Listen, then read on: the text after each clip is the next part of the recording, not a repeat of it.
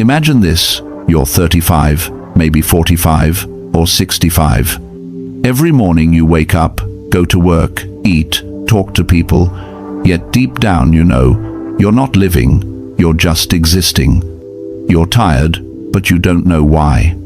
You've got stability, but your soul feels hollow. You share your life with someone, yet there's no real connection anymore. Everything moves on autopilot, as if you've been sleepwalking through your own life. And one day, you look in the mirror. You see a stranger staring back, dull eyes, heavy shoulders.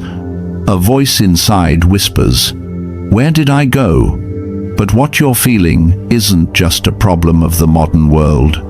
Marcus Aurelius, the most powerful man alive, once wrote in Meditations, how much trouble he avoids who does not look to see what his neighbor says or does.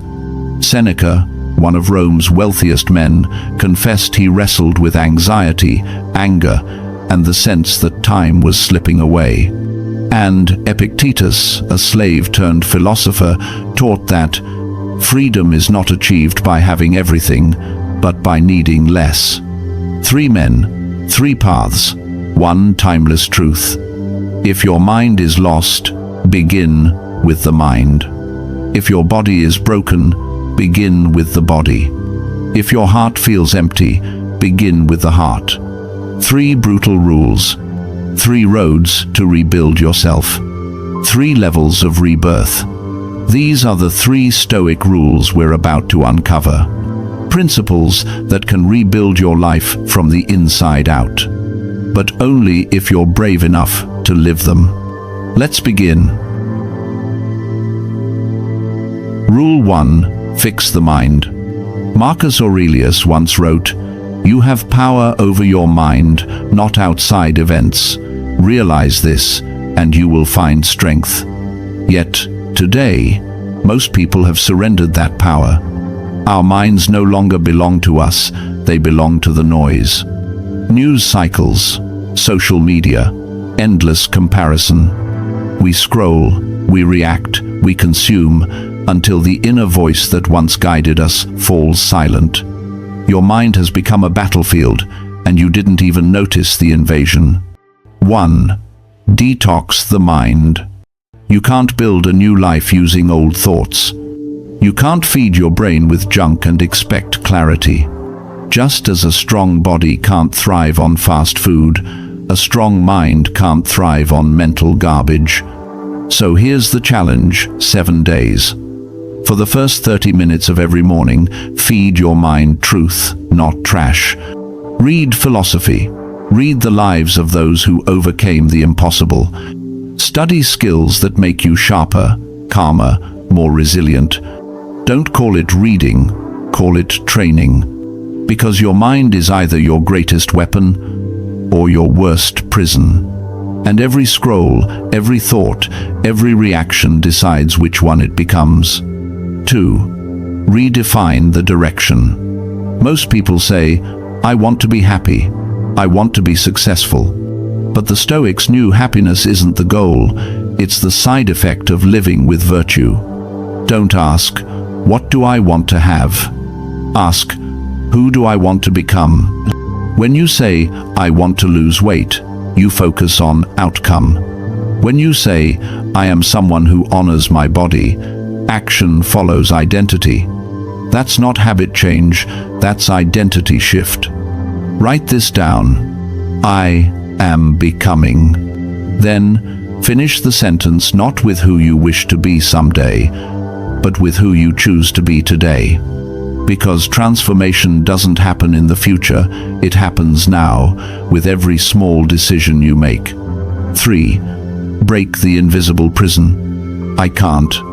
I'm not good enough. It's too late. These aren't facts, they're walls. And the cruelest part? You built them yourself. The Stoics called this ascent the act of agreeing with the lies your fear whispers. But the moment you stop agreeing, you begin to break free. Write down the 3 beliefs that hold you back. Then rewrite each one as a declaration of power. I don't have time becomes, I'm learning to prioritize what matters. I'm not smart enough becomes, I'm developing the skills I need. It's too late becomes, every moment is a new beginning. Each rewritten sentence is a hammer striking the wall of your old identity. Each word a crack that lets light in. 4. The mind training ritual. Every morning, write 3 thoughts that strengthen you and 3 that weaken you. Throughout the day, catch the negative ones the moment they appear and replace them with something true. At night, ask yourself, did my mind serve me today, or did it sabotage me? This isn't about thinking positive, it's about thinking with discipline. It's the mindset of a warrior, calm under fire, clear in chaos, unshaken by noise. Because when you master your mind, you master your fate. When you command your thoughts, you command your reality. So say this to yourself, not as a quote, but as a vow. My mind is my kingdom, and I am its sovereign ruler. And from this moment on, no one rules it but you. Rule 2. Fix the body. Your body is the foundation of your soul, the vessel that carries your mind and your purpose through life. You can't maintain a strong mind while living inside a weak body. The Stoics knew this thousands of years ago. Marcus Aurelius reminded himself each dawn. At daybreak, when you find it hard to get out of bed, remember, you were born to act as a human being. And so he rose, not because it was easy, but because discipline was his nature. 1. Nutrition is discipline. Your body is not a trash bin. Every bite you take is a choice to strengthen yourself or to sabotage your potential. Before every meal, ask yourself, will this bring me closer to the person I want to become, or keep me chained to who I used to be? Don't aim for dieting, aim for awareness. Because when you control the fork, you begin to control your life. You don't have to chase perfection, just consciousness. Every conscious choice rewires the connection between your body and your willpower. Food can either fuel your purpose or feed your weakness. Choose with intention. 2. Sleep is the energy of wisdom. Seneca once warned, it's not that we have a short time to live, but that we waste much of it. Every late night you trade for another episode, another scroll, another distraction you steal from tomorrow's strength. No one ever built greatness with a tired mind and a foggy soul. Sleep is not laziness, it's recovery. 7 to 8 hours every night, not as a luxury, but as a ritual of self-respect. When you sleep well, your thoughts sharpen, your emotions balance, and your willpower resets. Protect your rest like a warrior sharpens his sword, because your future depends on how you restore today. 3. Movement is emotion. Emotion lives in the body, and it stagnates when you stay still. You're anxious? Walk. You're angry? Run. You're lost? Lift something heavy. Breathe deeply. Feel your heart beating again. Epictetus, though crippled, taught, no great thing is created suddenly. So move daily, even for 20 minutes. No gym needed, no expensive gear, just discipline. Climb the stairs, do squats, stretch, take cold showers. It's not the movement itself. It's the message you send to your own mind. I am still in command. Each act of movement, no matter how small, is a silent declaration of power. 4. The practice of voluntary discomfort. The Stoics had a sacred idea, voluntary discomfort, choosing hardship on purpose to grow stronger. Seneca would sleep on the floor just to remind himself he could live without luxury. Marcus trained his body in the chaos of war, not in the comfort of palaces. And you? Every time you choose ease, you teach yourself to break promises. Every time you choose challenge, you teach yourself to trust your own strength. So start small, drink one more glass of water, take that cold shower, run for 10 minutes, eat vegetables instead of sugar. Tiny choices, massive transformation. Because every act of discomfort builds a quiet, unshakable faith in yourself. Write this down, not as motivation, but as devotion. My body is my temple, and I am its loyal guardian. Now, rise and act like it. Rule 3, fix the heart. Have you ever felt empty, even when life looks fine from the outside? That's not weakness. That's a silent signal your heart has gone numb. You built walls to protect yourself from pain, but walls don't just keep out the hurt, they keep out the joy too. Marcus Aurelius wrote, "Be like the rock against which the waves break, it stands firm, and the raging waters fall still around it." A strong heart is not the one that never feels pain. It's the one that stays open, even after being broken. 1. Find your heart again. Sit still. No phone, no music, no distractions. Then ask yourself 3 questions. If I could not fail, how would I live? What am I pretending not to care about when deep down I care deeply? And when no one is watching, who am I really? Don't run from the answers that make your chest tighten. That trembling is proof you're still alive. Write down what you hear, because those words aren't just thoughts, they're whispers from your soul, begging to be heard. You don't rediscover your heart by chasing pleasure. You rediscover it by listening to the silence beneath your noise. 2. Let go of the weight. Your heart carries too much luggage from the past. Anger, guilt, regret, fear, disappointment.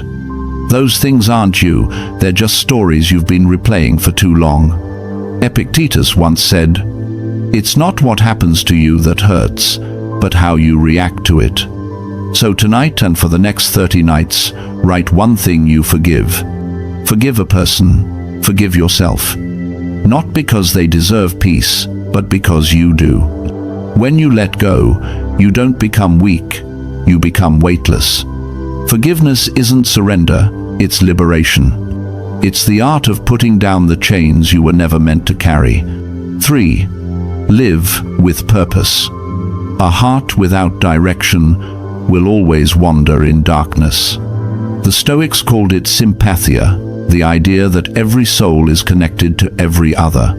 Marcus wrote, "What harms the hive harms the bee." You were never meant to live just for yourself. The heart beats to serve, to give, to connect. Purpose is not something you find. Purpose is something you create through action. So, pay attention. When do you feel most alive? When you help someone, when you create, when you teach, share, or love.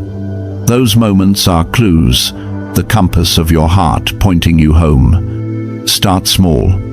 Help one person. Create one act of kindness. Don't wait for perfection. Start with sincerity. Because a heart that gives never runs empty. It expands, it overflows, it becomes unbreakable. Write this down and mean it. My heart doesn't just beat to live.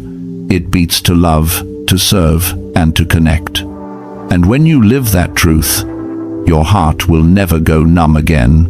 Now that you understand the essence of the 3 principles, the question is, are they connected? These 3 rules do not stand alone. They form a circle of rebirth. When you fix your mind, you give direction to your body. When you train your body, you build strength for your heart. And when you open your heart, you fuel the fire that keeps your mind alive. The mind is your compass, the body, your vessel, the heart, your flame. If one collapses, the journey falls apart. But when all 3 move in harmony, you become unstoppable. Marcus battled anxiety. Seneca doubted himself. Epictetus lost his freedom, yet found inner peace. None of them were perfect. They were simply relentless. Each day, one choice, one step forward, and that was enough to change history. You don't need to be flawless. You just need to show up every single day and stay loyal to your path. Let me tell you a story. A few years ago, a man named James hit rock bottom, burned out at work, disconnected from his family, drowning in self-doubt. One morning, he decided to rebuild himself the Stoic way. He began by fixing his mind 30 minutes of reading Marcus Aurelius instead of scrolling. Then his body cold showers, daily runs, disciplined sleep. Finally, his heart forgiving his father, volunteering at a shelter, learning to love through service. Months later, his life didn't just change, his energy did. He stopped chasing happiness and started embodying it. He became calm, grounded, unshakable. That is the power of the 3 Stoic rules, not as philosophy, but as daily practice. Because transformation isn't about perfection, it's about alignment. Mind, body, heart. When they move as one, nothing can break you. Conclusion: fix your mind and you'll fix your life. Train your body and you'll free your soul. Heal your heart and you'll never lose your way again. You were not born merely to survive. You were born to awaken. The world doesn't need another copy, it needs you. The raw, honest, powerful, unbreakable version of you. And once you begin this path, you'll realize something profound. There is no old life to go back to. There's only the new life waiting for you to rise and claim it. So, write this deep into your mind. I am the author of my own transformation.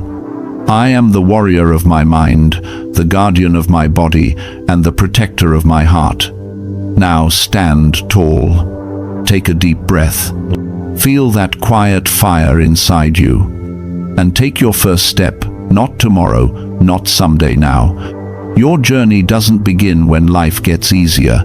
It begins when you decide you're ready to grow stronger. And if this message speaks to you, don't just watch it, live it.